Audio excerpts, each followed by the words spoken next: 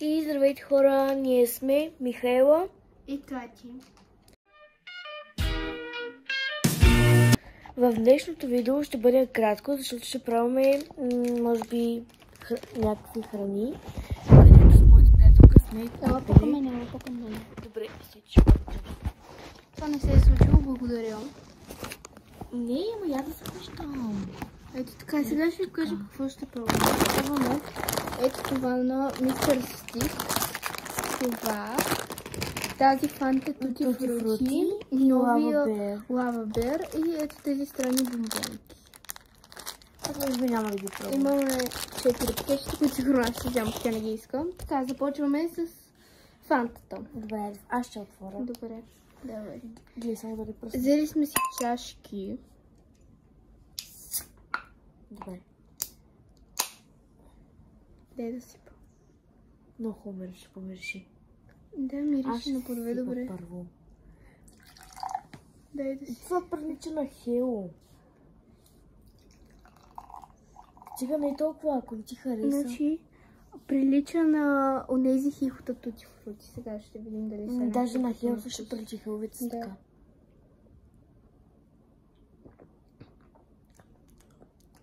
Има вкус на Хело. Това аз си го взимам за себе си. На мен много не ми харесва. Иначе една точка за мен. Така, продължаваме с Лава Бер. Стой да го изпия.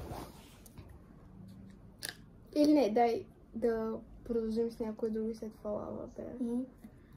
Така. Просто съм го... Вижда да си го затворила. Продължаваме след тези бомбони. Не. Колко мене от фанта ми се заслужиха очите, защото е много газирана. Иначе е много вкусно. Вземи си едно. Не, няма да взема аз. Вземи. Ако не ми хареса.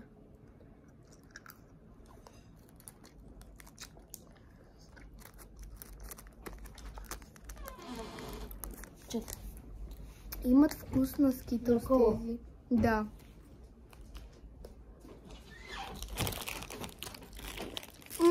Не си заслужават точно. Това му дам едно 10. На фантата и давам 10 от 10. Но това, което пробвахме сега, му давам едно 10. Просто не е хубаво. Кое да пробваме? Твоето Мистер Стикс. Не, Лава Бера, че ми залетя от тези бомбони. Наистина са гадни. Живей, Миша, живей. Дай ми бързо, залетя ми. Стига. Това трябва да има вкусна дъвка. Я да помиришам. Да.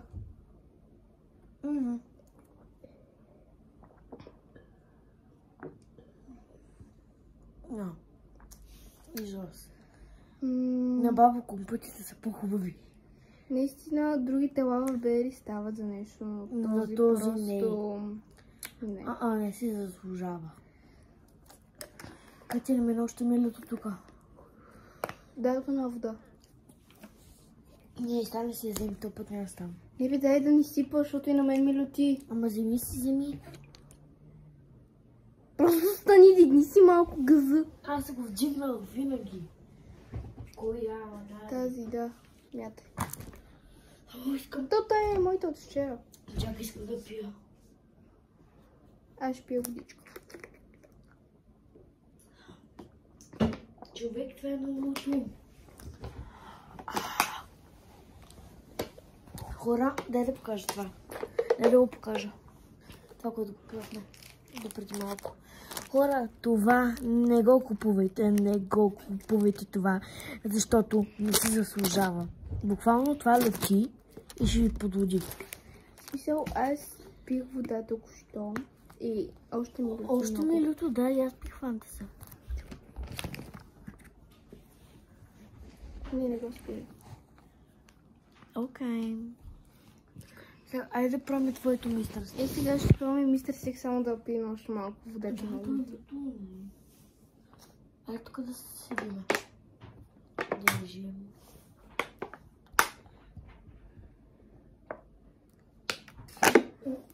Това не се заслужава от дъвката. Хора, това е ужасно люто. Наистина, не дейте. И Лава Бер не го пиете.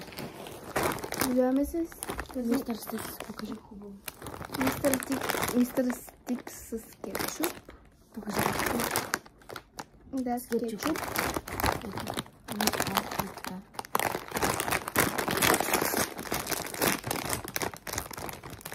Като цяло това тя го избра да го вземе. Ето ги как изглеждат. Миришат си точно на кетчуп. Да. Много е хубаво това. С кеф ще си го изям. Аз също може ли? Да. Ще ги умешаме с малко, за може би една купичка. Да. И това е на мишето.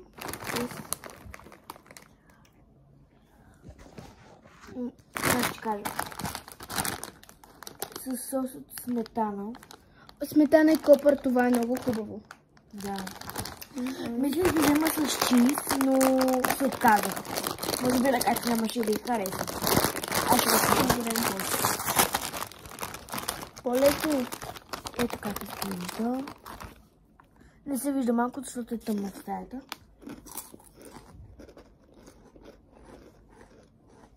Добре, всичко горе-долу ни харесва, като изключим лава беара и Лава бера и на бомбоните. Тези. На бомбоните и на лава бера му даваме 1 от 10, нали? Да. На кепчипо му даваме... Лава бер може да се постарае доста повече. Да. Анди Студио не е хейт, но просто... На това му даваме 10 от 10, на това също му давам 10 от 10. И на фантата. На фантата също му давам 10 от 10, не знам, за да сигурно 6 си давам. Аз му давам 6. 7. Аз давам 7. Окей. Тя дава фантата 7. Значи, дай да почнем от начало. Аз първо казвам какво давам. На фантата давам 10 от 10. На ето тези даваме 1 от 10, дай да ти покажа.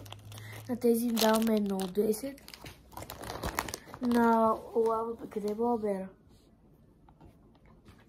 На лава бера му даваме 1 от 10. Даже 0 от 10. Нали? Аз давам 0 от 10. Просто, айде поне една точка. 1 от 10. На това му давам 10 от 10, защото е много яко и много вкусно. И на това също. Значи, аз на фантата и давам 7 от 10. На бомбонките им давам 3 от 10, защото първо се усещат хубаво, но после много лютат. Да. На лава беара давам 1 точка, защото наистина е много гаден. Примерно другия син, аз съм го пила много пъти, той ми е най-любимия лава беар. Да.